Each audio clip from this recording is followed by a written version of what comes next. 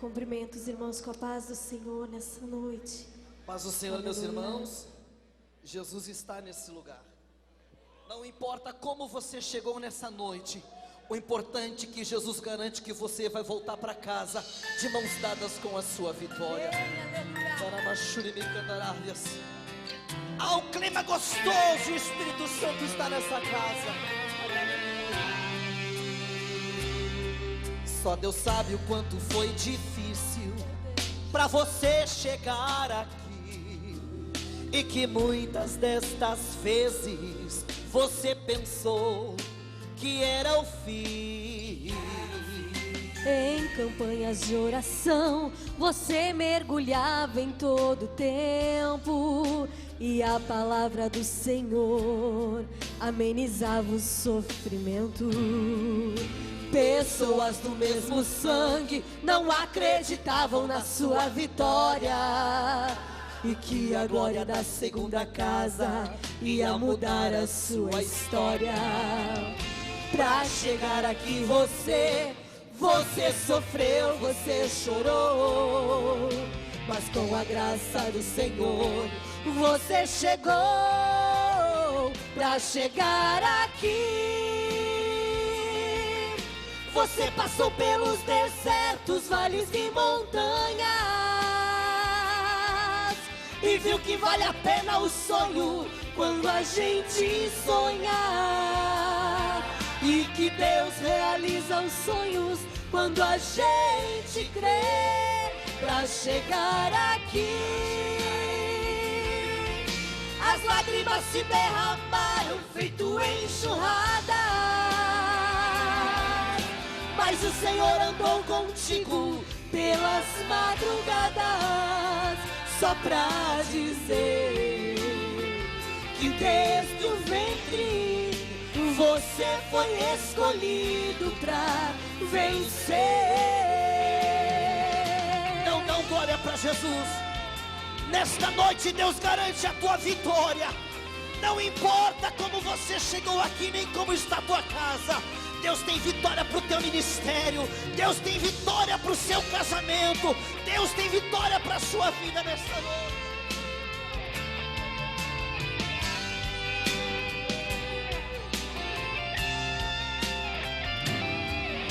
Pessoas do mesmo sangue não acreditavam na sua vitória, e que a glória da segunda casa já mudou a sua história. Se você crê, pra chegar aqui você sofreu, você chorou, mas com a graça do Senhor você chegou.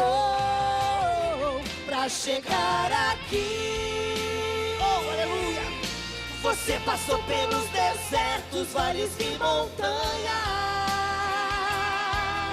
e viu que vale a pena o sonho quando a gente sonha, e que Deus realiza os sonhos quando a gente crê. Pra chegar aqui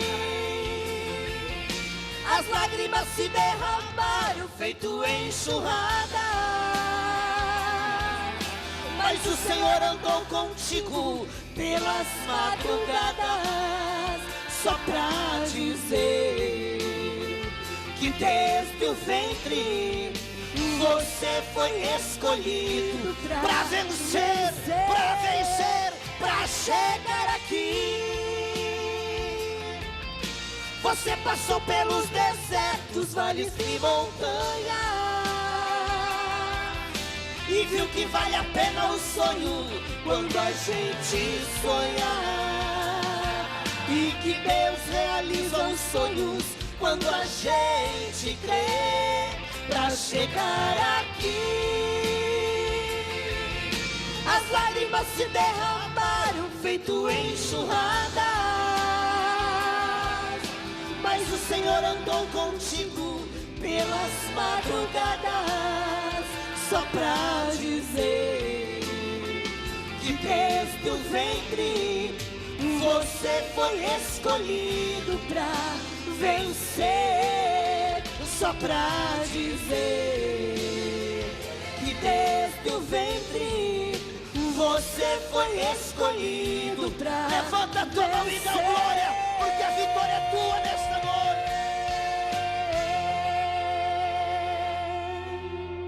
Aleluia. Paz do Senhor, meus irmãos. Paz do Senhor, meus irmãos. Jesus está no nosso meio.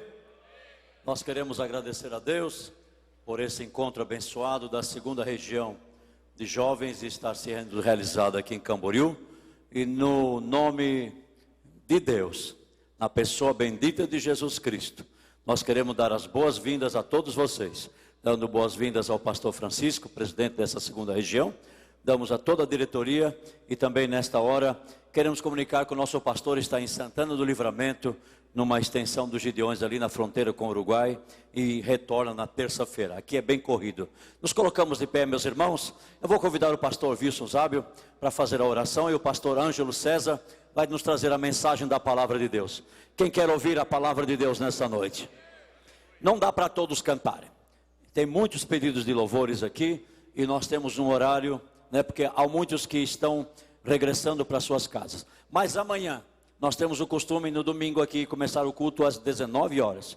Nossa banda sempre toca às 19 horas em ponto. Mas amanhã nós vamos começar o nosso culto às 18 horas. Estaremos iniciando 18 horas para que os irmãos que vêm de mais longe, por exemplo, Paulo Lopes, amanhã estarão podendo retornar à sua casa com segurança. Pastor Wilson, por favor, vamos orar e abençoar nosso pregador dessa noite. Paz do Senhor, meus queridos. Levante sua mão para o céu. Nosso Deus e nosso Pai, em cuja presença nos encontramos. Ouvimos tantos hinos e lindas palavras, meu Deus, mas agora chegou o momento de ouvirmos a Tua palavra, que vai ser anunciada pelo Teu Filho, Senhor. Usa Ele como instrumento, como sempre tens usado, para nos transmitir a Tua mensagem, Senhor, e que venha falar aos nossos corações. Deus eterno, que cada um que aqui veio possa sair daqui alegre e feliz, e dizendo, Senhor, que Tu tens falado com cada um de nós. E aqui estamos para ouvir a Tua palavra, Senhor, para alegar a nossa alma e fortificar a nossa alma. Usas Teu Filho mais uma vez, meu Pai. É o que te pedimos, é o que te agradecemos em nome de Jesus. Amém e amém. Deus abençoe. Queridos e amados irmãos, cumprimento a todos com a paz do Senhor. Amém. Aproveitando que nós estamos mais uma vez em pés, quero convidá-los, todos que trouxeram a Bíblia Sagrada, por gentileza, acompanhe-me num texto que está no livro de Apocalipse, capítulo de número 3, a partir do versículo de número 11. Apocalipse, capítulo de número 3, versículo de número 11. Enquanto todos os irmãos estão procurando a referência bíblica, eu quero louvar a Deus e agradecer ao Senhor por esta oportunidade tão favorável, tão linda que Deus nos concede nesta noite de sábado, para podermos estarmos todos reunidos e congregados para tributarmos a Deus toda a honra, toda a glória, todo o domínio e toda a adoração. Quero também agradecer a Deus pela igreja em Camboriú estar recebendo nesta noite este congresso dessa magnitude, desta envergadura, e poder agregar tantos jovens que têm se disponibilizado para louvar a Deus em uma geração aonde muitos não estão um tanto bastante preocupados em louvar a Deus. Mas queremos agradecer ao Senhor pela vida de todos os jovens que aqui estão, pela vida de todos os irmãos, também louvar a Deus pela vida do pastor Francisco Bento, que é o coordenador desta segunda região do Litoral Centro, e também a todos os demais companheiros que estão aqui, pastor Alcides Adriano, que é um servo do Senhor, que tivemos o privilégio de conhecê-lo, ao seu lado também pastor Valfred, que foram o canal de bênção usado por Deus para podermos estar aqui.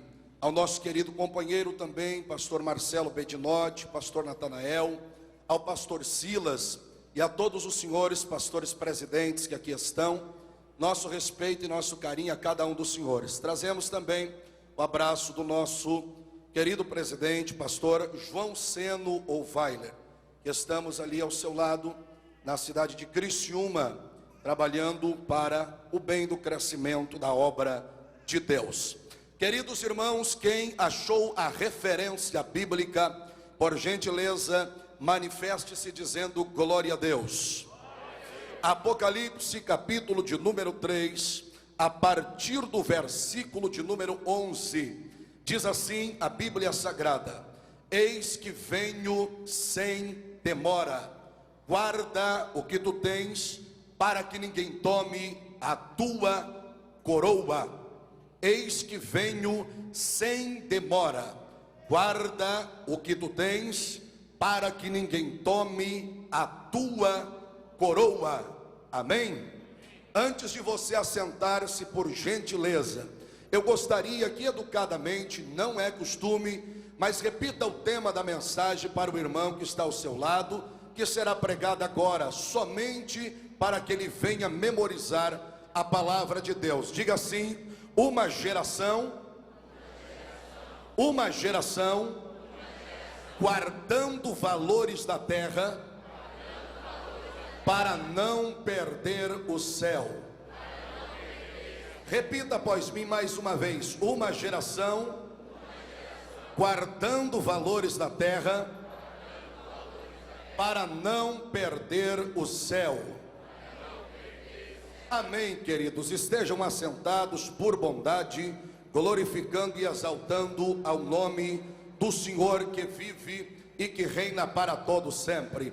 Eu quero nesta noite de hoje louvar e agradecer a Deus, que mais uma vez nos concede a oportunidade de estarmos congregados, não somente para pregarmos a palavra de Deus, mas também para poder cultuar ao nome do Senhor, por tudo aquilo que Deus está fazendo, por aquilo que Deus já fez e também por tudo aquilo que Deus ainda fará. Eu quero também agradecer ao Senhor, que nesta noite nos dá mais uma vez a direção de Deus por intermédio do seu Espírito para mais um texto da palavra de Deus. Acredito que todos nós que estamos dentro deste santuário, nesta noite de hoje, ao longo da nossa caminhada cristã, já tivemos a oportunidade dada por Deus de ouvir alguém pregar a respeito desta passagem, deste texto bíblico, ou ao menos na nossa caminhada cristã, algum momento dela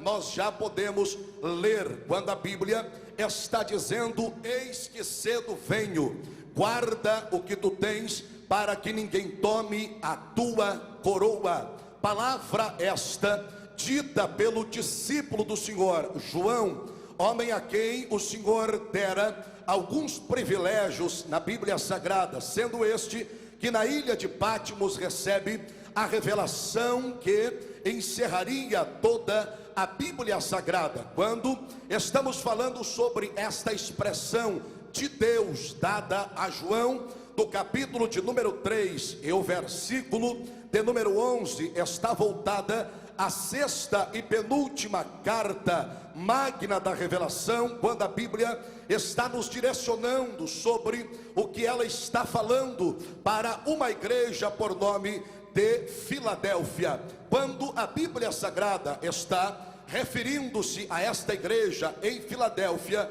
tratada como a igreja fraternal, ou a igreja perfeita em amor, todos nós sabemos que quando o Senhor Deus, por intermédio do seu Espírito, dá revelação a João, todas as igrejas da Ásia, ou as 7 igrejas, todas elas tiveram um elogio e todas elas receberam uma crítica. Porém, a única igreja que não recebera nenhum elogio foi a igreja lá dos Laodicenses. Porém, a única que não recebera nenhuma crítica foi a igreja lá em Filadélfia. Quando estamos falando de Filadélfia, não só como uma região geográfica, nós vamos entender que esta cidade recebeu o nome por causa de um general, Átalo Filadelfo, que deu nome a esta própria cidade, derivada ao seu próprio nome, para que mesmo depois de morto ele viesse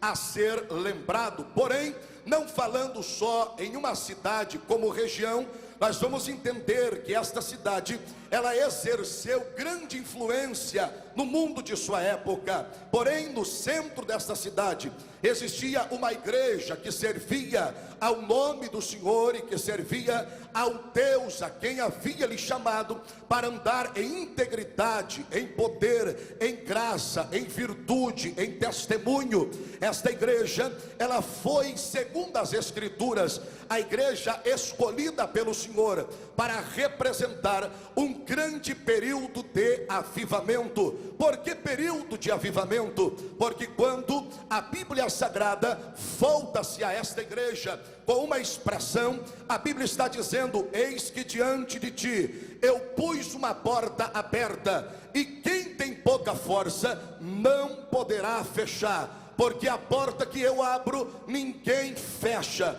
Porém a porta que eu fecho, ninguém poderá também abri-la. Quando o Senhor está falando sobre esta porta aberta no calendário profético, aponta-nos para o maior avivamento em que Deus, o Senhor, derramou sobre a terra. Foi quando o Senhor levantou homens intrépidos e cheios da presença do Espírito Santo, que reviraram estados, cidade, países, debaixo da pregação, da autoridade da Bíblia Sagrada. Homens que não necessitaram de artifício e nem tampouco de alguma ajuda humana para que o avivamento de Deus viesse a surgir. Homens que nos séculos passados transtornaram gerações, homens que pregaram o evangelho do arrependimento sobre a ousadia e a autoridade também do Espírito Santo. O Senhor Jesus elegeu esta igreja para representar o período de grande avivamento. Sendo assim, quando o Senhor fala com toda a sua igreja, Ele sempre fala usando a linguagem em que a igreja poderá entender. Embora os tempos mudem, embora as datas se transformem, porém o Senhor sempre falará aos seus filhos segundo o caráter em que a igreja está vivendo. Sendo assim, eu posso entender que quando o Senhor Deus, por intermédio do Espírito Santo, dá revelação ao próprio João, ele usando uma linguagem sobre a igreja lá dos Laodicenses, parece-nos que Cristo, ele usa uma linguagem um tão bastante áspera, e por que não dizer, senhores, agressiva, quando o Senhor está dando conselho, dizendo: aconselho-te que compre ouro refinado pelo fogo,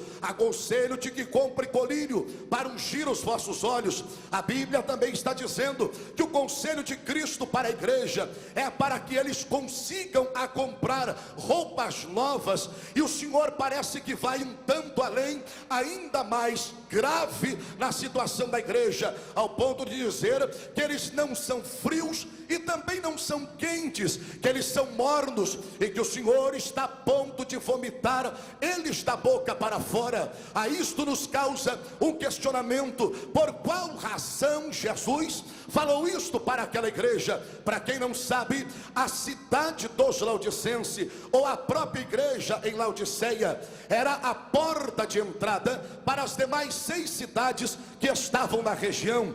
Todos que vinham para o comércio, para negociar, para comprar, para vender, a porta de entrada das demais cidades era a cidade de Laodiceia. Sendo assim, a primeira a receber todo o recurso financeiro, a primeira a receber todo o poder monetário.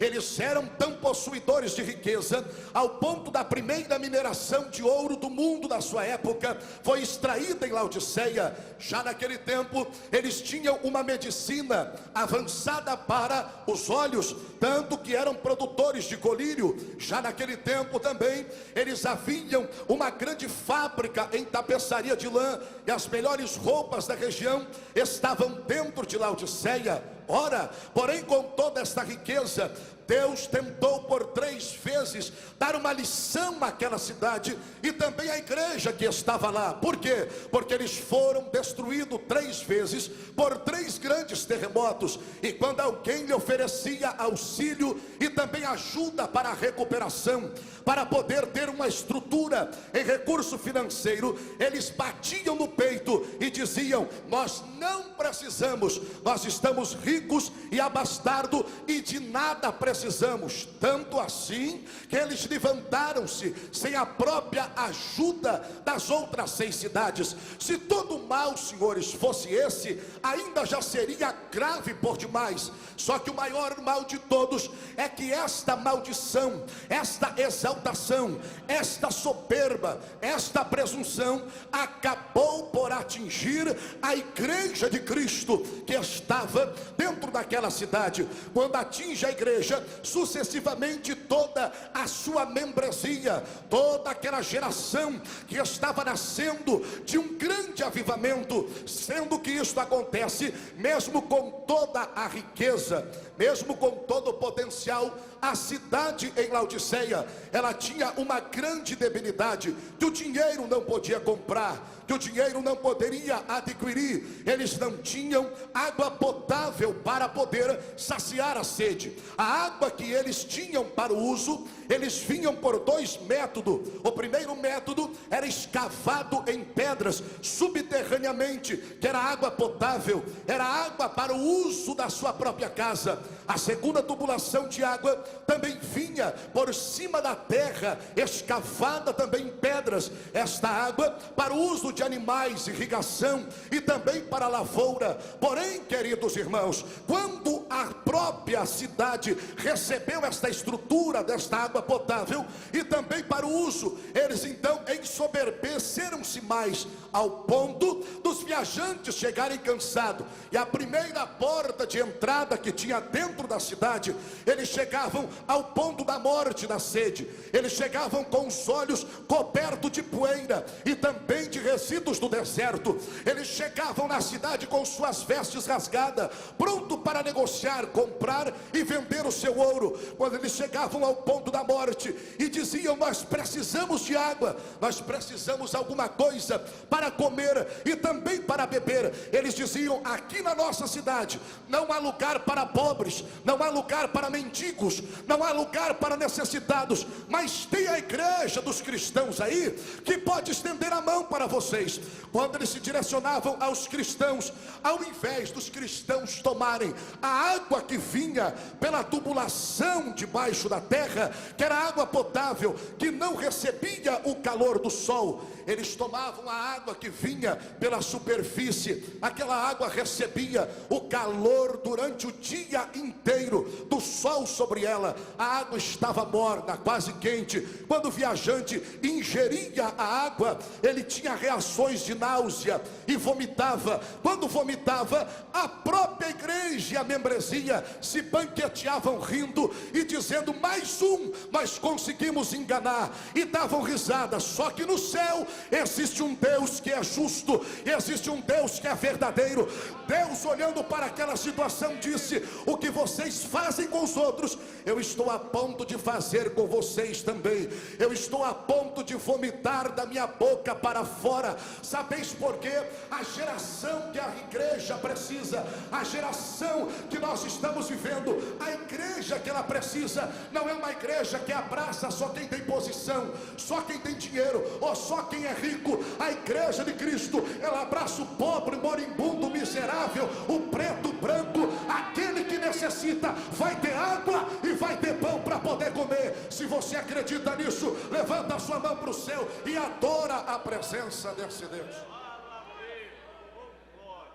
Quando nós estamos falando a respeito do caráter da igreja, em que Jesus falou por intermédio do Espírito para a vida do discípulo João, segunda palavra que Deus usa, Ele não usa para a igreja lá em Laodiceia, Ele usa para a igreja em Filadélfia. E a palavra que Deus usa é esta: assim te diz aquele que é santo e o que é verdadeiro. Por que Cristo usou estas duas palavras, santo e verdadeiro, porque este era o caráter em que a igreja lá em Filadélfia estava primando e estava vivendo. Eles primavam por duas coisas: primeiro, caráter; segundo, a santidade de Deus e a verdade. E deixa eu lhe dizer um segredo, irmão: a igreja aonde tem verdade e santidade dentro dela, o próprio Cristo se convida a falar em nossos cultos.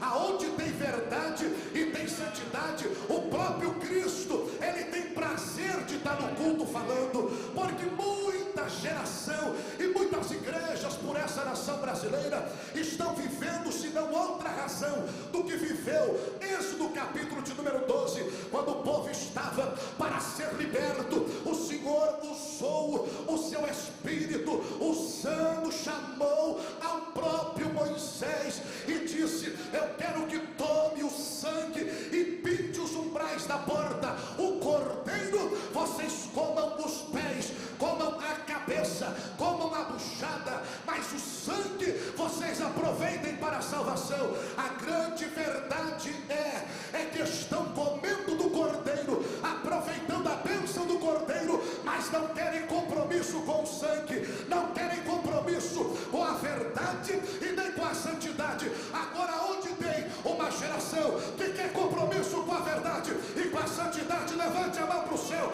abra a tua boca e glorifique ao Deus eterno. Porém, queridos irmãos, aqui o texto que está proposto, a Bíblia está dizendo o seguinte: guarda o que tu tens, para que ninguém tome a tua coroa. Baseado neste texto bíblico, eu encontro pelo menos somente no versículo de número 11 do capítulo de número 3, aqui, pelo menos uma ou duas verdades, ou dois valores que precisamos guardar aqui na terra para não perdermos o céu. O primeiro valor a ser guardado está na parte A do versículo 11. A Bíblia está dizendo: eis que venho sem demora. O que será que é o primeiro valor? O primeiro valor a ser guardado é a vinda de Jesus Cristo, a promessa incontestável, a promessa indiscutível, a promessa vitalícia, conhecido como a parúcia, a volta de Cristo glorificado, a redenção dos santos, o advento do Messias, a colheita final, o passar da cega, o findar do verão. Eu bem sei que o tempo e a geração que nós estamos vivendo já não é mais preceito e nem tampouco valores da nossa geração em pregar acerca do arrebatamento, mas desde que Bíblia é Bíblia, isto vem apontando para a nossa geração e mostrando que o compromisso da igreja aqui na terra não é outro senão três: primeiro, adorar a Deus; segundo, tomar as almas da mão do diabo e levar aos pés de Cristo; terceiro, adorar ao Senhor de toda a sua alma, preparando-se para o arrebatamento. Quem concorda que a igreja está aqui para adorar, está aqui para ganhar almas e está aqui para esperar a volta de Jesus Cristo de Nazaré? Aleluia! Quando estamos falando acerca do arrebatamento, muito a Bíblia já vem nos apontando sobre isso, seja por intermédio profético, como foi nos dias de Enoque, o intermédio santificado, como foi nos dias de Noé, ou separado, como nos dias de Elias. Mas passo a passo, senhores, a Bíblia vem nos apontando acerca do arrebatamento. Se não, vejamos o que próprio Cristo disse: como foi nos dias de Noé, assim também será a vinda do Filho do Homem. Porquanto os dias anteriores ao dilúvio, os homens comiam, bebiam e davam-se em casamento, até o dia em que Noé entrou dentro da arca. Aí você me diz: pastor Ângelo, o que são os dias de Noé? Os dias de Noé é o período que nós estamos atravessando, é o tempo da rebeldia, é o tempo do caráter depravado, é o tempo do pecado tomando conta, é o período da desobediência, é o período da zombaria, a as advertências divinas, é o período que a igreja atravessa, aonde estamos escolhendo o que é o melhor para nós, e não aquilo que Deus tem para nós. A grande verdade é, senhores, em que estes dias de Noé, não existe outra geração mais semelhante do que esta, para identificar os dias de Noé, o criador de um projeto em que ninguém queria acreditar. Sabe o que é os dias de Noé? É você chegar como crente, como cristão, dentro da sua faculdade, e alguém olhar para você e dizer: você ainda crê nesse negócio de volta de Jesus? Você ainda crê nesse negócio de arrebatamento? Você sabe o que é os dias de Noé? É olhar para a geração dos pastores mais antigos, dos pastores que primaram a igreja, e dizer: este negócio de arrebatamento é conversa, isso daí não vai acontecer. Sem dizer, senhores, que tem pregadores nessa nação brasileira que dizendo que depois de 2000 anos o sangue de Jesus perdeu valor e que arrebatamento não vai existir mais. O sangue de Jesus tem poder. Ainda a Bíblia continua sendo Bíblia. Levante assim a sua mão para o céu e adore a Deus. Quando estamos falando acerca do arrebatamento, que são os dias de Noé, pastor, é o dia onde se prega em nossos cultos a verdade da mensagem de Deus. E quando nossos crentes chegam em casa, eles são pervertidos por outro tipo de mensagem. O que são os dias de Noé? É o período do caráter depravado, da rebeldia, aonde já não se tem mais valor a pregação verdadeira da palavra. Sabe o que nós estamos atravessando, senhores? É o que o próprio escritor aos Provérbios disse: que a alma farta, ela pisará favo de mel, mas para aquela que não tem nada, todo amargo será doce. O que é este tempo? O que é esta geração? É os dias de Noé, aonde pagamos o pregador que queremos ouvir, aonde temos nos nossos cultos os cantores que queremos ter, mas não queremos mais ouvir a voz de Deus, a voz do Espírito Santo. Está chegando um tempo aí em que Deus vai começar a mudar essa situação. Há uma promessa em Joel capítulo de número 2, versículo 18: e nos últimos dias eu restaurarei o vosso pão, o vosso vinho e o vosso azeite. O vosso pão, o vosso vinho e o vosso azeite. Deus vai restaurar, senhores, o valor do pão, da palavra em nossos cultos. Deus vai restaurar o valor das escolas dominicais, dos cultos de ensino. Se você acredita nesta verdade, levanta a tua mão para o céu e adora a presença desse Deus aqui. Adora a presença desse Deus. É esse tempo que nós estamos vivendo.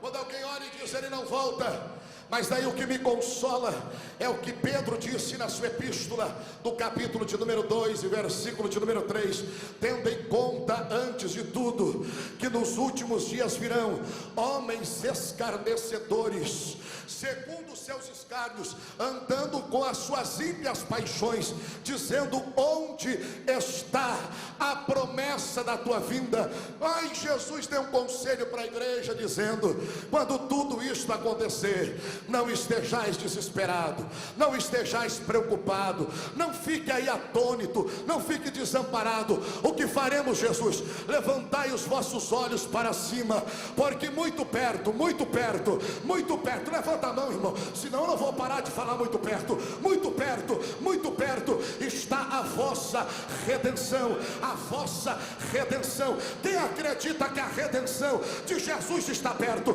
Quem acredita que a redenção de Jesus está perto? O próprio Cristo disse: como foi nos dias de Noé. Jesus ainda deu um outro conselho, dizendo desta forma: virá o Senhor daquele servo no dia em que não espera e numa hora em que ninguém sabe. Quando Jesus, ele é tratado como santificador, ele é conhecido como Cordeiro. Quando é tratado como o protetor da igreja, é identificado como leão.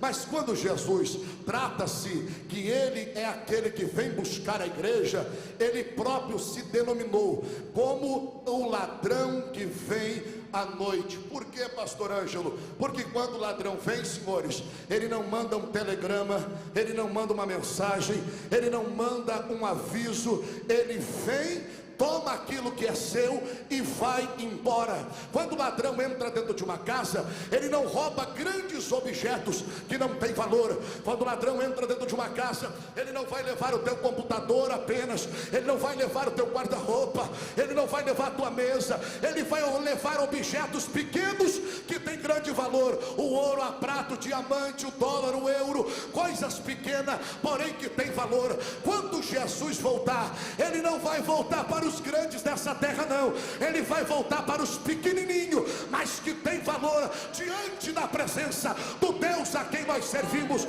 Aleluia, aleluia. Tem pequenos de Deus aqui?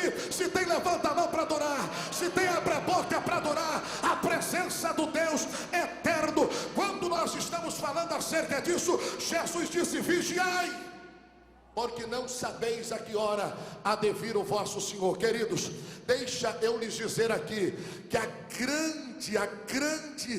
grande manifestação de Deus, o melhor momento para falarmos de arrebatamento não é este, senão agora. Sabeis por quê?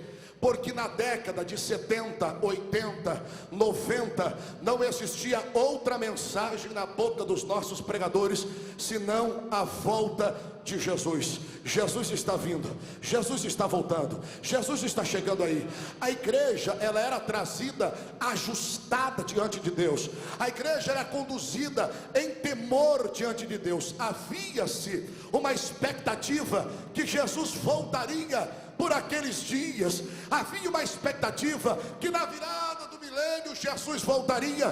Porém o próprio Cristo disse que o dia e a hora ninguém há de saber, ninguém sabe. Só que eles frustraram-se nesta virada de milênio e não quiseram mais pregar sobre arrebatamento. Eu vou lhe revelar um segredo. Sabeis por quê? Que a nossa geração não quer mais pregar sobre arrebatamento, senhores? Porque esse tipo de mensagem não dá ibope, esse tipo de mensagem não garante agenda, esse tipo de mensagem não chacoalha o povo, esse tipo de mensagem não vende DVD, esse tipo de mensagem ninguém quer bater foto com você, esse tipo de mensagem não amansa e não cria artista em cima de púlpito, mas é o tipo de mensagem em que a igreja vai para casa e bota a cabeça no travesseiro e diz: eu tenho que acertar minha vida, porque Jesus está voltando, Ele está voltando, Ele está voltando. Quem acredita que Ele está voltando? Se isso é verdade, levanta a tua mão para o céu e adora a presença desse. Olhe para cá, sabeis por quê? Isto foi uma das maiores táticas que o diabo usou para poder roubar o foco em que a igreja tinha durante todo esse tempo. Porque os crentes andavam em temor, a nossa geração de jovens andavam em santidade.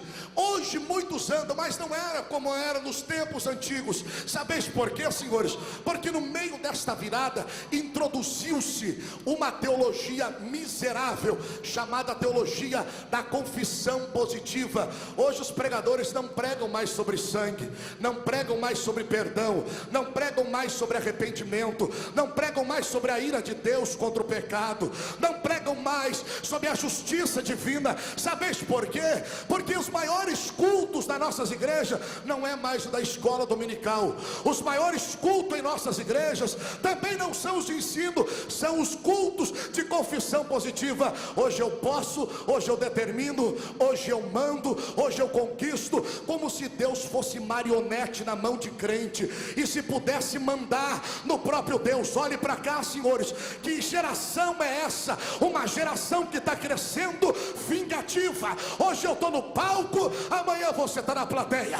Hoje eu estou em cima, amanhã você está embaixo. Hoje eu estou patrão e você está escravo. Hoje eu estou pisando na tua cabeça, amanhã tu pisa na cabeça de outro. Hoje eu estou comendo mel e você está comendo fel. Aqui não é palco, aqui não é plateia. Deus não usa palhaço, Deus usa profeta.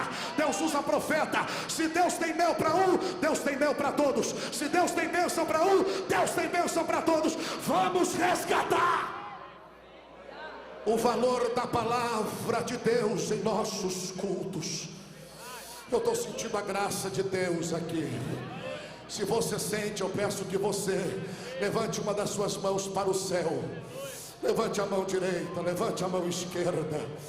Abra a tua boca e diz: está chegando um tempo em que Deus vai restaurar o valor da palavra em nossos cultos, aleluia, aleluia, aleluia, aleluia, aleluia, aleluia. Quem acredita que Deus fará isso? Quem acredita que Deus voltará a compungir o teu coração? Se isso é verdade, olhe para esse crente que está do seu lado e diga para ele assim: esteja preparado, Jesus está vindo aí. Esteja preparado, Jesus está vindo.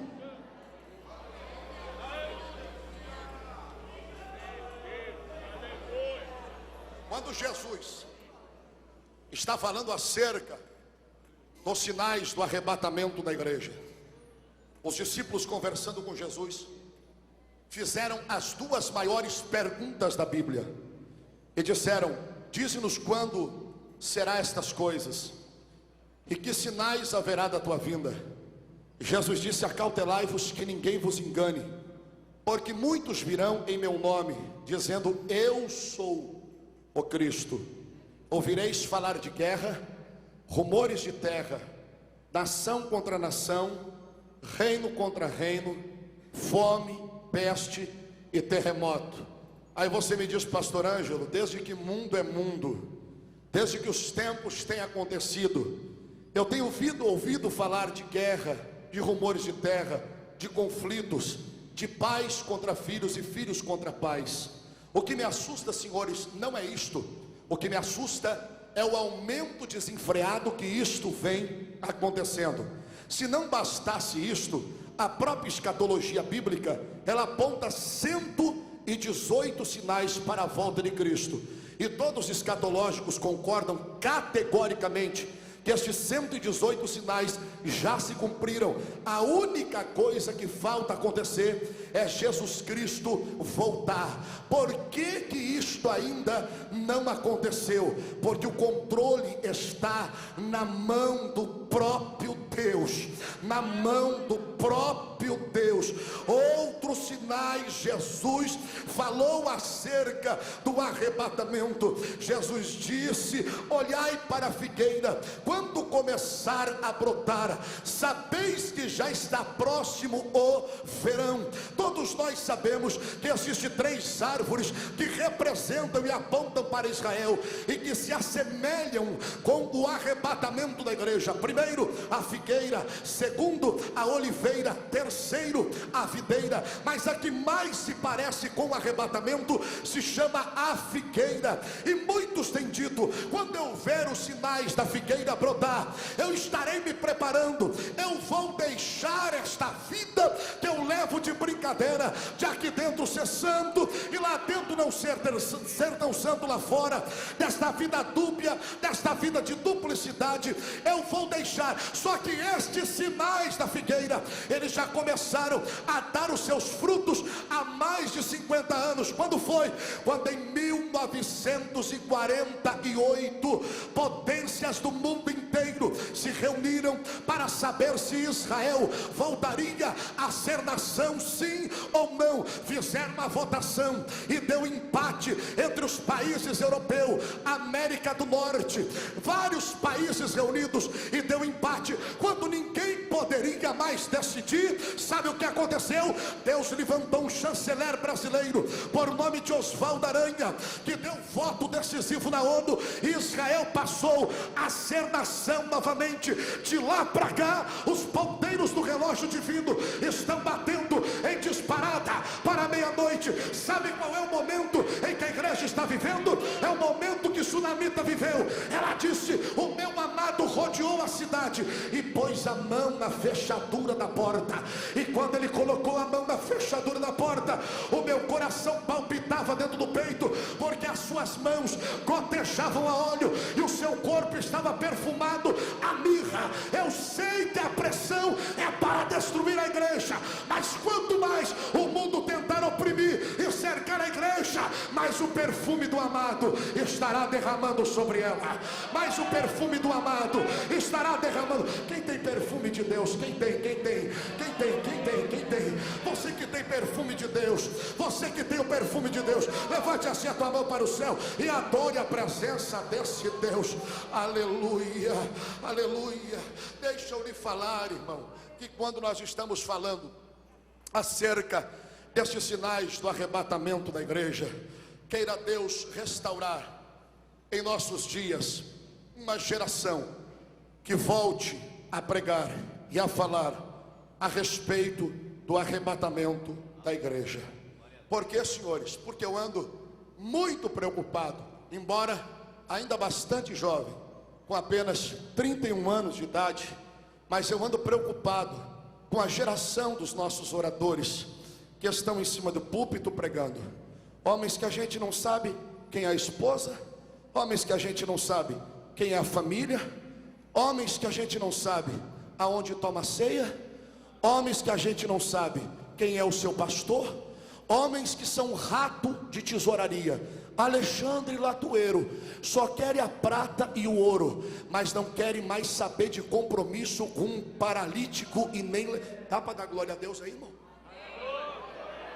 Eu gostaria que a nossa geração tivesse uma convenção, senhores, não para pregador, não para pastores, mas somente para pregadores, e colocasse toda a nossa geração de pregadores, todos eles sentados, e vamos dar oportunidade a cada um deles para ouvir por que se prega, por que o Senhor está pregando, qual é o foco da sua chamada. É alma, é vida, é edificação, ou é apenas fama, ou é apenas nome? Por que você prega? Aí nós iríamos ouvir cada um dizer: você, meu filho, prega por causa de quê? Não, é porque é assim, pastor, eu não dei mais certo lá no mundo cantando, quebrei a cara, vou falar, irmão, quebrei a cara lá fora, e agora eu vim aqui para dentro da igreja, a igreja me abraçou. Tá bom, não queremos te ouvir. Desse tipo de gente aí tem bastante. E você? Eu vim para o meio evangélico, para o meio gospel, porque depois que não deu mais certo na vida profissional, eu achei um cabidezinho aqui para me poder enganchar e ficar aqui também me encolhendo. Aqui também não queremos te ouvir, porque já tem bastante desses. E você? Não, eu vim para o evangelho porque eu me tornei o popstar dos crentes, eu sou o mais principal dentre eles. Deus não está interessado nesse tipo de coisa. Deus não está. Aí de repente, meu Deus, Urabacandaraia, de repente no meio da multidão, senhores, e até alguém que não tem nome de pregador, que não tem jeito de pregador, que não tem terno de pregador, que não tem voz de pregador, que não tem ginga de pregador, mas ele é pregador. Alguém ia dizer: vamos ouvir esse itinerante por aí, para falar o que ele tem para falar. Aí o camarada, segundo a história, ia vir puxando uma perna, de baixa estatura, sobrancelha emendada, deficiência visual. Iríamos dizer assim: quem é o senhor? Ele disse: eu. Você quer saber antes ou você quer saber depois? Ele disse o antes e o depois. Ele disse assim: antes o meu nome era Paulo, mas depois do encontro com Deus, no caminho de Damasco, ele me transformou em um Saulo. Eu não sou mais o que eu era. E aí, Saulo, conte-nos um pouquinho da tua experiência, conte-nos um pouquinho como estão os voos internacionais, como estão os hotéis 5 estrelas, como está, Saulo, as tuas ofertas. E aí, andando muito importante no meio do gospel evangélico, ele disse: não, companheiro, no meu ministério não tem isso, não tem oferta gorda não. Tem dia em que eu tenho que fazer tenda para não ser pesado para os irmãos. E aí, Paulo, muita multidão que nada. Tem dia que eu prego na casa de Lídia, tem dia que eu prego para a avó do Timóteo. E aí, Paulo, muito aplauso não. Tem dia que eu tomo pedrada, tem dia que eu apanho de vara, tem dia que eu sofro naufrágio, tem dia que eu desço no cesto. Mas tu vai parar? Não vou. Por quê? Porque esta leve e momentânea tribulação causará para mim um peso. É desse tipo de gente que nós estamos precisando. É desse tipo de gente que nós estamos precisando. Esta leve e momentânea tribulação causará para mim um peso de glória. Levante sua mão e adore a Deus. Deus está necessitando de uma geração de Paulo. Pastor, por que a sua preocupação acerca do arrebatamento? Há poucos dias aqui pertinho de nós, em São Paulo, Deus falou ao coração de um pastor que ele deveria fazer alguns dias sobre um seminário de escatologia dentro da sua igreja. E ele fez 7 terça-feira ensinando a igreja a respeito da volta de Jesus. Na primeira terça-feira, quando ele estava ensinando, Deus levantou uma senhora em profecia e disse assim: até o fim deste seminário eu farei coisa nova e os vossos olhos verão. Na 7ª noite, quando ele estava encerrando o culto tranquilo, parado, Deus levantou uma criança e ela veio até a frente do altar e bateu 3 vezes o seu pezinho no chão, da glória, crente, e levantou o dedinho para o céu e disse: eis que sou Deus que falo com este povo. Endireitai os vossos caminhos, confessai os vossos pecados, e sabeis que eu sou o Senhor Deus, a quem venho tratar com a igreja. E para provar que sou eu, Deus, que falo, em 3 dias eu levarei esta criança para estar comigo. Em 3 dias a criança veio a falecer. Jesus está voltando. Olhe para cá. Eu quero lhe dizer uma verdade: se você estiver preparado, Jesus volta. Se você não estiver preparado, Ele volta do mesmo jeito. Se você estiver crente, Ele volta. Se você estiver meio capencando, meio lá, meio cá, Ele vai voltar do mesmo jeito, do mesmo jeito. Como assim, pastor? O crente que ouve falar acerca da vinda de Jesus e que tem a esperança de ser salvo, quando ele ouve, ele alegra o seu coração. Sabeis por quê, senhores? Porque no dia do arrebatamento há de se manifestar 3 grandes sentimentos. O primeiro sentimento que há de se manifestar é o sentimento dos vencedores. Por que vencedores, pastor? Porque no dia do arrebatamento a igreja vai vencer 4 inimigos no dia da volta de Jesus, que aqui na terra ele nunca pôde vencer. No dia do arrebatamento a igreja vai vencer a carne, a igreja vai vencer a morte, a igreja vai vencer o inferno, e a igreja também vencerá o pecado. Por isso que está escrito em 1 Coríntios capítulo 15, versículo de número 57: aquilo que é corruptível se revestirá de incorruptibilidade, e aquilo que é mortal se revestirá de imortalidade. E como está escrito: tragada foi a morte pela vitória. Onde está, ó morte, o teu aguilhão? O aguilhão da morte é o pecado, a força do pecado é a lei. Mas graças a Deus, levanta a mão, que nos dá vitória por Jesus Cristo, ó Filho, ó Filho, ó Filho de Deus. Você tem a esperança, você tem. Diga, o primeiro sentimento é o sentimento dos vencedores. Segundo sentimento que há de se manifestar é o sentimento dos perdidos. Esse sentimento não é um sentimento muito bom, porque são aqueles que não tiveram a alegria de ser comparticipantes, de serem aqueles que farão parte da igreja que será arrebatada.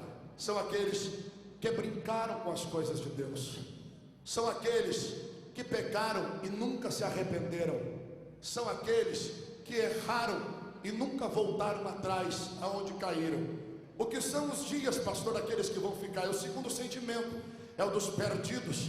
Quando nós lemos lá no Evangelho de Jesus, segundo escreveu Lucas no capítulo de número 15, está nos falando sobre 3 valores que se perdeu: um valor de 1%, um valor de 10% e um valor de 50%. O 1% é o homem que, tendo 100 ovelhas, perde uma e perde 1% do seu valor. O homem que uma mulher que tendo um colar com 10 dracmas, perde uma das dracmas, ela perde 10% do seu valor. O pai que tendo 2 filhos, ele perde um dos filhos e ele perde 50% do seu valor e da sua fortuna. Aí você me diz: pastor Ângelo, qual será desses valores o pior? É o pai que perdeu um dos filhos, ou é o homem que tendo 100 ovelhas perdeu uma delas? Não é nenhum desses e nem o outro. O pior dos perdidos é a mulher que perdeu o colar ou uma dracma do seu colar. Por quê? Porque o dinheiro, quando acaba a companhia aos porcos, o filho vem para os braços do pai e o pai o recebe. O pior dos perdidos não é aquele que, quando tudo culto está fraco, que ele desvia da igreja, vai lá para fora, e alguém um dia precisa buscá-lo, ele também volta para os braços do Pai. O pior perdido é aquele que está perdido dentro de casa. Como assim, pastor? A Bíblia diz que a mulher tinha um colar com 10 dracmas, a mulher de pudor, de elegância, uma mulher bem vista na sociedade, alguém que tinha responsabilidades familiares, ela tinha um colar com 10 dracmas. Porém as prostitutas, as mulheres vulgares, elas tinham um colar com 9 dracmas. Quando aquela mulher perdeu uma das dracmas, em outras palavras, ela perdeu tudo que ela havia constituído e construído durante muitos anos. Quando ela perdeu aquela dracma, em outras palavras, ela disse: eu perdi o prestígio, o valor. Só que ela perdeu a dracma dentro de casa. Os valores que você perde é aqui dentro. Por quê, pastor? Porque aqui dentro você vem para o culto e alguém está sendo usado por Deus e você está perdido. Aqui dentro Deus usa alguém no louvor e você continua perdido. Aqui dentro Deus usa alguém com a palavra e você continua perdido. Mas quando a mulher estava com valor perdido dentro de casa, a Bíblia diz que ela buscou uma vassoura e varreu diligentemente até encontrar. Eu não sei se você tinha glória a Deus e perdeu, mas hoje Deus vai achar o que estava perdido aqui. Eu não sei se você tinha aleluia e perdeu, mas hoje Deus vai achar aquilo que estava perdido. Ei, moço, eu não sei se você tinha uma voz profética e ao longo do tempo tu perdeu, mas hoje o Espírito está aqui para achar. Eu não sei se você estava aqui ao longo do tempo e Deus lhe honrava, lhe usava e você perdeu, mas hoje a vassoura de Deus está aqui e Deus vai achar, e Deus vai achar, e Deus vai achar. Levante a mão assim para o céu, olhe para esse crente que está do seu lado e diga assim: aquele valor que tu perdeu, Deus vai achar. A língua estranha que tu perdeu, você vai achar. O glória a Deus que você perdeu, você vai achar. O aleluia que você perdeu, você vai achar. As línguas estranhas que você tinha prazer em falar e perdeu, você vai achar. Quantos acreditam que vai achar? Quantos acreditam? Adore a presença desse Deus, se você acredita nisso. Eu parto a encerrar para dizer para você que o terceiro sentimento, primeiro, dos vencedores, segundo, sentimento dos perdidos, terceiro sentimento, é o sentimento dos salvos. 1 Tessalonicenses, capítulo de número 4, versículo de número 16, a Bíblia está dizendo o seguinte, claro e objetivo.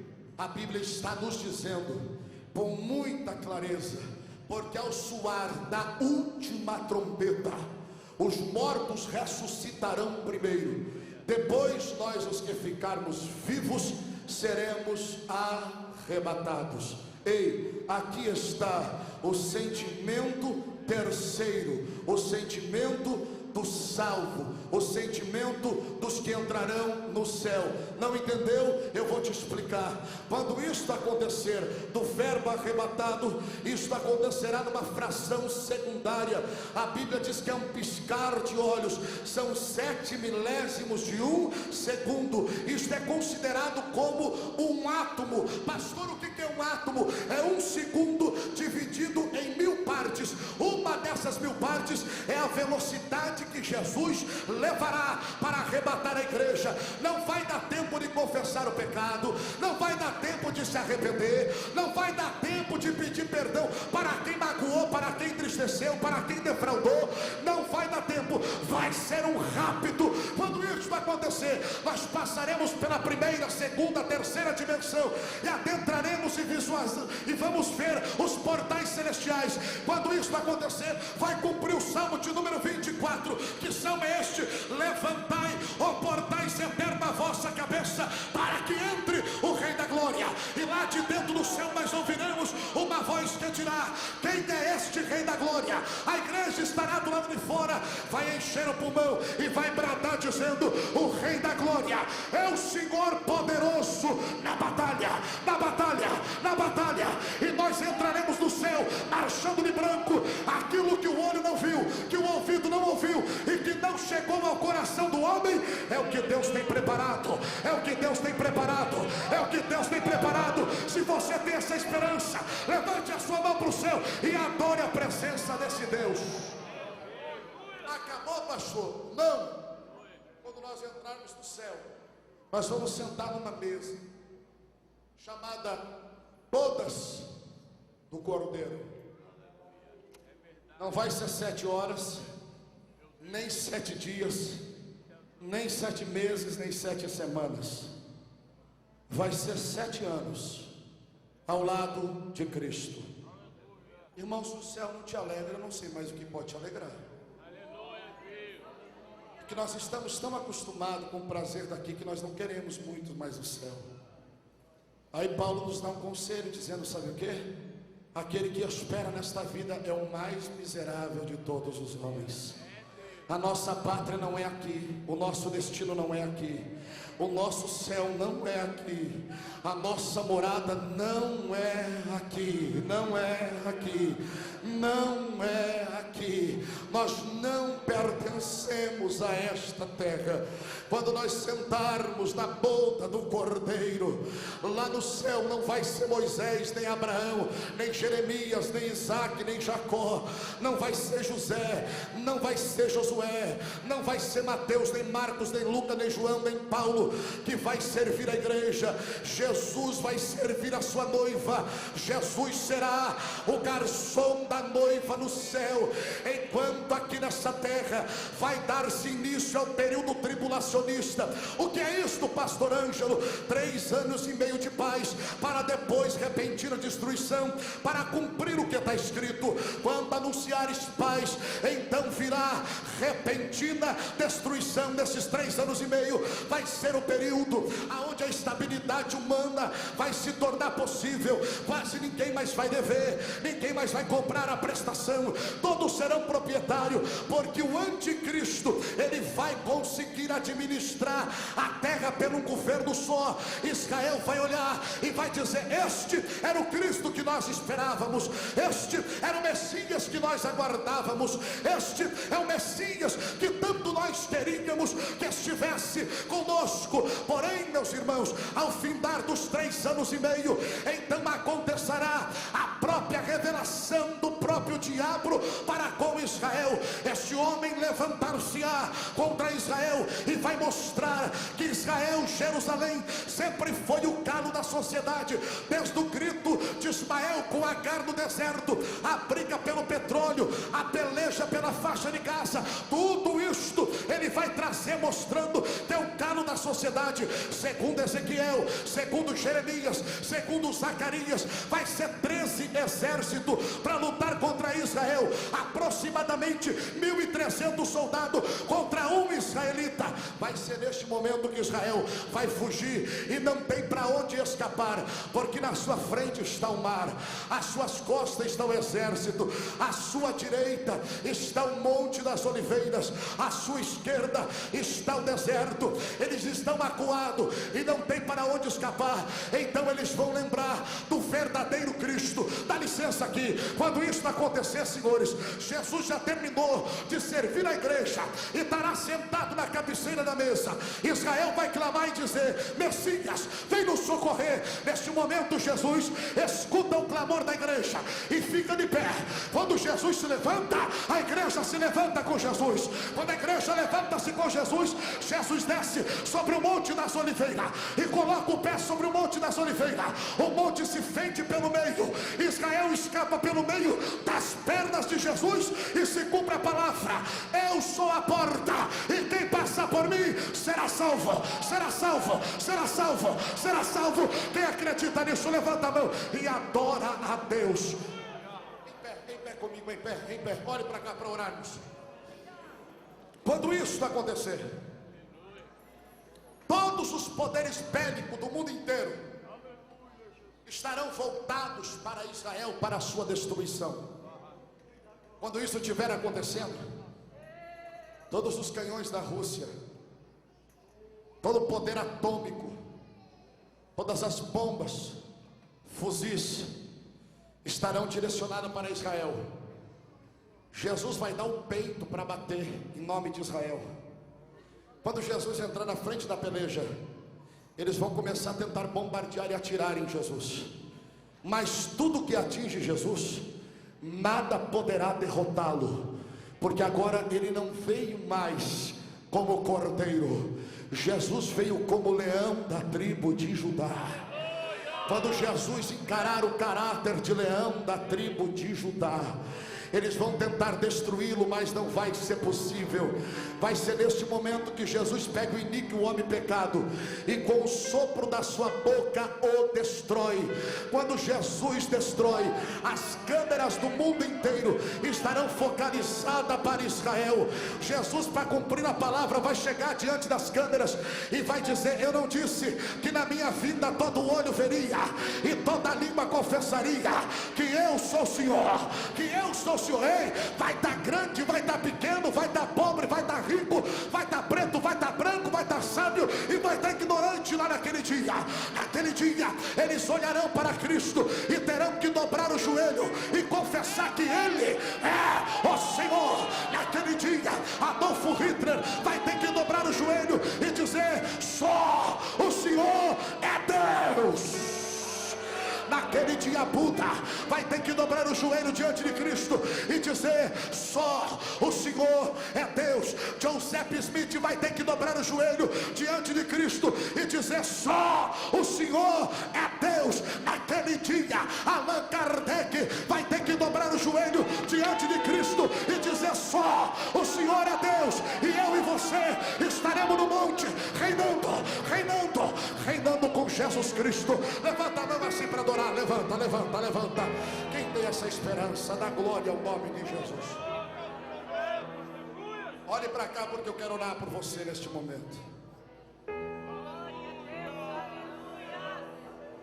Eu sei que a promessa para o tempo do fim é de frieza, é de pecado e é também de apostasia. Mas eu quero crer em parte da profecia de Ageu, que a glória da última casa, levanta a mão, vai ser maior do que a primeira. Eu quero acreditar que nos últimos dias Deus vai restaurar o valor da unção em nossos cultos, o valor da palavra. Aleluia, aleluia, aleluia, aleluia. Se prepare, se você não tem mais fé para ver.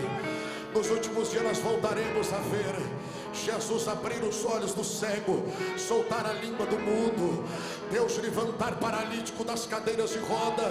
Os melhores pregadores dessa terra ainda não surgiram. Isto é uma profecia. Está surgindo um tempo aí, senhores, e os vossos olhos verão que a vassoura de Deus vai pegar em cima dos púlpitos das igrejas brasileiras. Deus vai levantar uma safra nova de pregadores, homens comprometidos com Deus, homens que amem a Deus acima de tudo. Aleluia! Se você tem essa esperança, levanta a mão para o céu e adora a presença desse Deus. Você não pense que o mundo onde nós vivemos, eles amam a igreja. Eles não amam a igreja, eles apenas toleram a igreja, porque hoje nós não somos mais apenas um povo sem expressão. A igreja está ocupando os maiores cargos políticos da nação brasileira. A igreja está nas maiores multinacionais empresas brasileiras. A igreja está conquistando o seu espaço a cada dia. E por isso que o diabo usa um adágio de Napoleão: se não pode com eles, junte-se a eles. Ei, esse negócio do diabo tentar mistificar igreja com mundo, santidade com profano, santidade de Deus com coisa ímpia, isto nunca deu certo e isso também não vai dar. E o que me deixa mais pasmado é que muitos estão batendo palma e dizendo: é a hora da igreja, é a hora que Jesus chamou a igreja para aparecer na mídia, para aparecer na Globo. E quando chega no final do ano, estão todos lá aplaudindo. Os nossos cantores cantam aqui, falam em língua estranha aqui, mas mas lá eles não honram o nome de Jesus Cristo de Nazaré. Por quê, pastor? Porque enquanto eles estão cantando, tem uma mulher seminua, uma prostituta, que está do lado de trás dançando e se sacudindo toda. Aí você me diz, pastor, qual é o mal? O mal é o que eles estão tentando mostrar.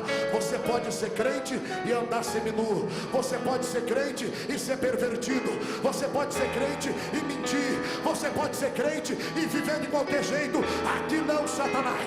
Esta geração é uma geração de jovem tomada pela unção do Espírito Santo de Deus.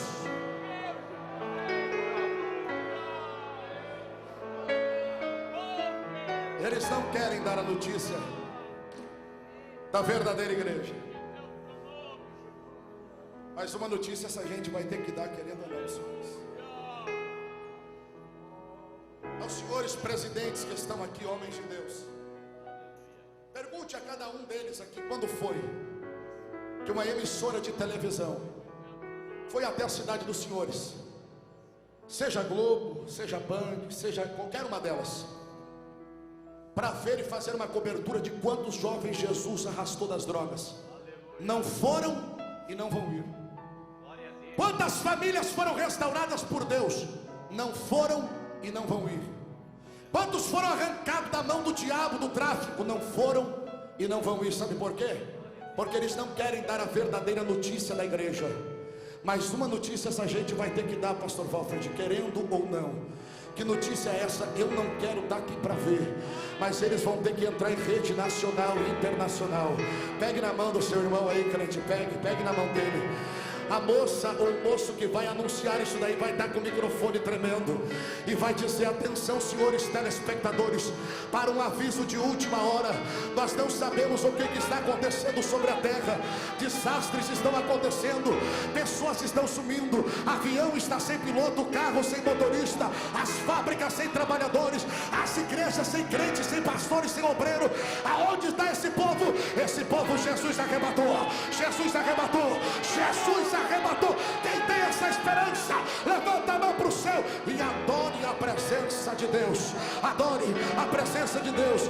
Rose Jerônimo, vem louvar a Deus, vem louvar a Deus. Eu quero aquele que tem a esperança ainda de adorar a Deus no arrebatamento. Levante a mão assim para o céu, levante, levante, levante.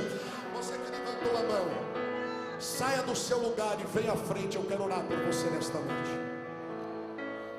Os jovens que aqui estão, venha por favor. Os moços, as moças, venham.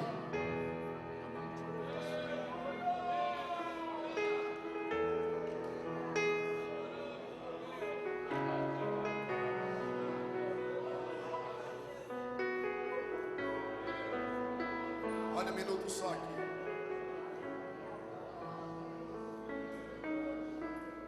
Olha aqui para mim.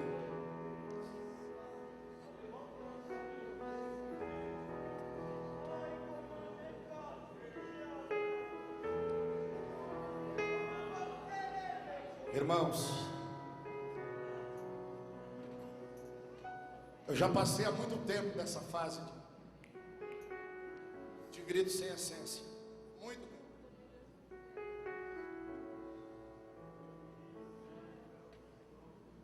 A massa humana, ela é manipulável, mas nós não temos o direito de manipulá-la. Poderia inventar qualquer bola de fogo, anjo, um alicate, um chave de fenda aqui, que o povo nessa hora estava montando na cacunda do outro. Mas o que teremos de comida para amanhã? Olhe para cá para mim. Sabe por que eu creio no avivamento? Embora não seja um avivamento como aconteceu nos séculos passados, que varreram uma sujeira da sociedade inteira, mas eu acredito em gerações de jovens, homens de Deus e mulheres de Deus avivados. Há 37 anos passados, senhores, há 37 anos passados, o doutor reverendo Billy Graham, Deus falou ao seu coração e disse: faça uma cruzada em Washington e convoque vários países para clamar por um avivamento na nação americana. reuniu-se mais de 80 mil pessoas para ouvirem o que Deus tinha para falar. 7 dias de consagração e concentração na praça de Washington. Eles oraram segunda, terça, quarta, quinta, sexta, sábado e domingo. Quando eles estavam encerrando a reunião, Deus não havia ainda falado nada. E como todos os países vieram, levantaram uma bandeira para cada país que estava presente. Coreia, Japão, próprios Estados Unidos, vários países europeus, os países todo o Mercosul, entre eles Brasil, Paraguai, Argentina, Bolívia, Peru, todos eles. E quando levantaram as bandeiras, quando foram fazer a oração final, para poder encerrar a concentração de fé e o clamor, quando levantaram as mãos para orar, o microfone estava sobre o pedestal.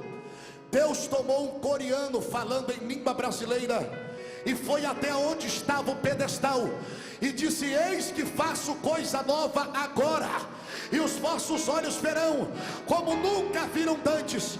E para provar que sou eu, Deus, que falo, eu sento este vaso e levanto outro vaso agora.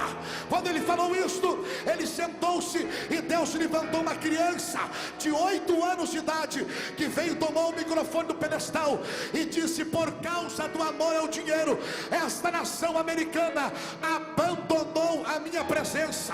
E quando ele falou isso, como tem até o dia de hoje, o chafariz da praça de Washington estava jorrando uma água muito forte.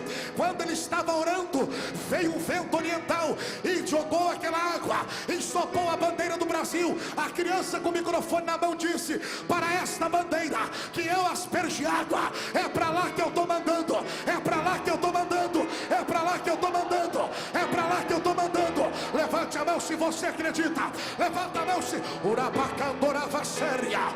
Deus está levantando uma geração de jovens. Urabacandarabachandarai. Pegue na mão desse irmão que está do seu lado, pegue na mão dele, levanta a mão dele para o céu, levanta, diga: Deus está contando com você, diga: Deus está contando com você, diga: Deus está contando com você. Só quem tem glória a Deus, abre a boca para adorar, abre a boca para adorar. Urabacalabandarabach.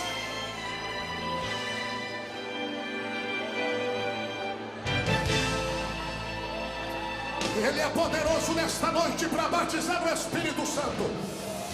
Ele é poderoso nesta noite para trazer um avivamento sobre a tua vida. Aquele que pode adorar, adore, adore, adore, adore, adore.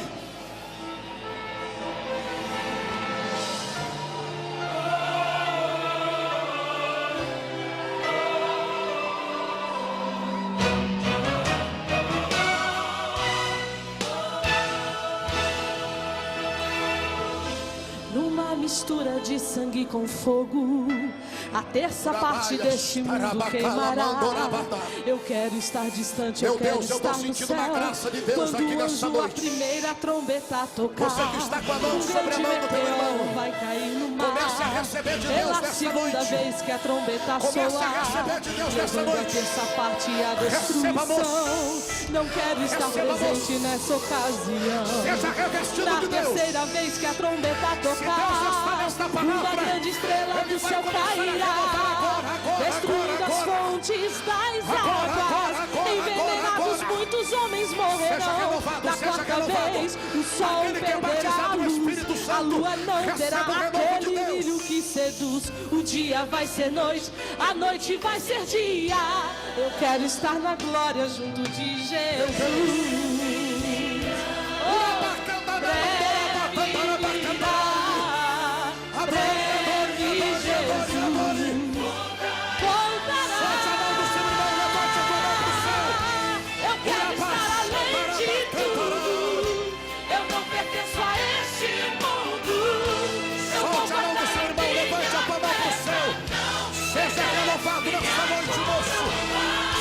Batizado no Espírito Santo,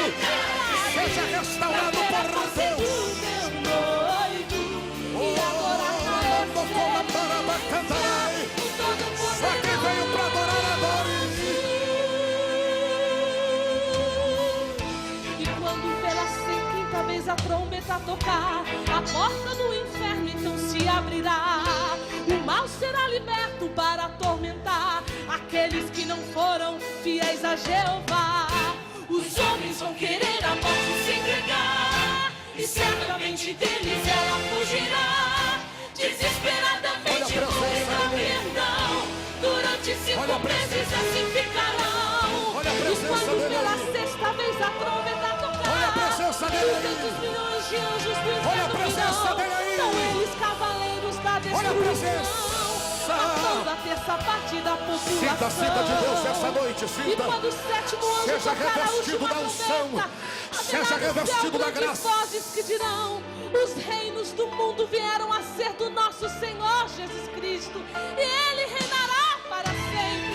E os 24 anciões que estão assentados em seus tronos diante de Deus se prostrarão sobre os seus rostos e o adorarão em espírito e em verdade.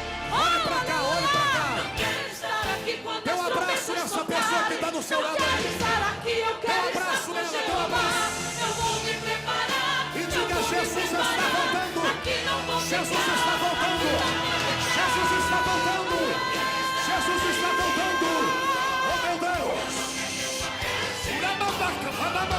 Eu vou guardar aqui. Receba nesta noite a unção de Deus. Receba nesta noite a unção do Espírito. Oh meu Deus, oh meu Deus. Derrama na tua graça. E adorar na excelência o Todo-Poderoso.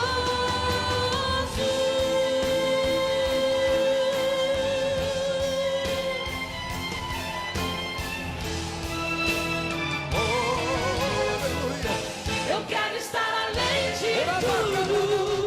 Eu não pertenço a este mundo. Eu vou guardar a minha fé pra não perder minha coroa. Preciso andar em Estes jovens na tua presença. Estes jovens na tua presença. E adorar na excelência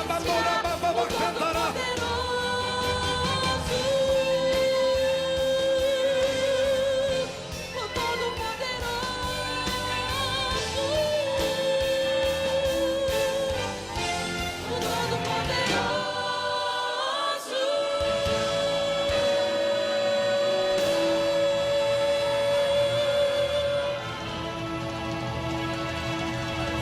Levantar a mão e dar um glória a Deus. Quem pode levantar a mão e dar um aleluia? Oh, aleluia, aleluia, aleluia. Olhe para cá. Existe alguém aqui nesta noite que não é evangélico? Alguém que não é cristão, que não pertence a uma igreja evangélica? Tem alguém? Levante a mão assim, eu quero ver se temos alguém. Temos alguém que não é crente, que não é evangélico? Não temos? Pegue na mão do seu irmão que está do seu lado aí, pegue por gentileza. Pegue na mão dele. Olhe no olho dele e diga assim: crente. Fala com força, irmão, é muita gente para pouco barulho. Crente. Diga assim: esteja preparado, viu? Jesus está vindo aí. Diga assim: guarde a tua alma na presença de Deus. Olhe para ele e diga assim: se acostume comigo do jeito que eu sou, cheio de falha, cheio de fraquezas, cheio de defeitos, porque muito em breve eu serei transformado. Eu serei transformado, e nós vamos ser vizinhos lá no céu. Nós vamos morar junto, nós vamos morar junto. Quem acredita nisso, dá o brado mais forte que você pode dar.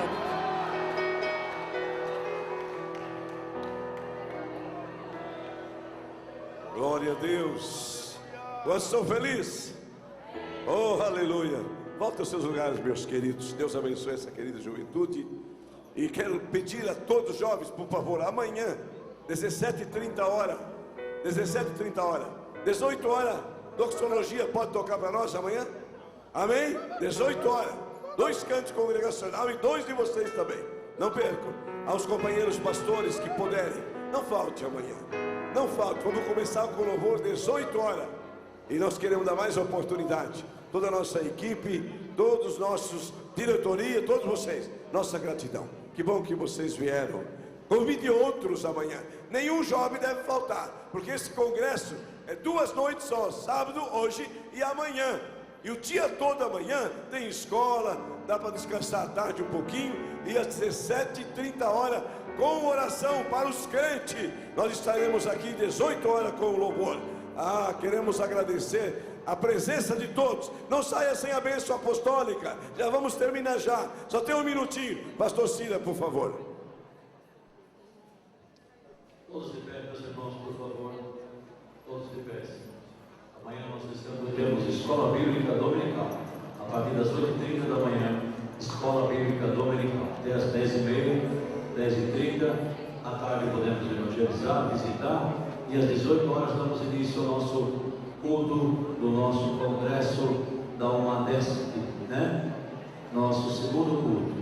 E amanhã começamos mais cedo para encerrar mais cedo. Estenda suas mãos assim, que o grande amor de Deus, a paz e a graça de Jesus e a comunhão do Espírito Santo seja com todos, e todos dizem: amém. Se Deus é por nós, dê um abraço no seu irmão, que é o nosso dever de cristão. Temos ali na porta o DVD, o CD do nosso grupo Doxologia, né? Ministério de Louvor, Entre a Cruz e o Mundo.